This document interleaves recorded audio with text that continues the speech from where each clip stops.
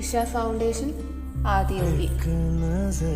ഈ പ്ലേസിനെ പറ്റി എന്താ ഇപ്പം പറയാ, വേർഡ്സ് മതിയാവില്ല ഈ ഒരു പ്ലേസിനെ ഡിസ്ക്രൈബ് ചെയ്യാൻ.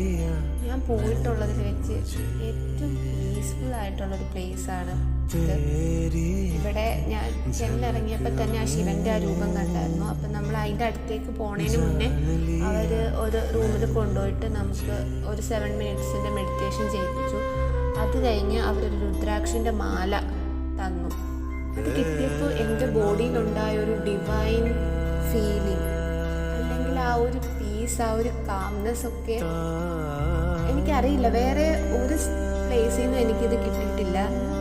ആൻഡ് അവിടെ ഓരോ കോർണേഴ്സ് പോലും അത്രയും പീസ്ഫുള്ളാണ്.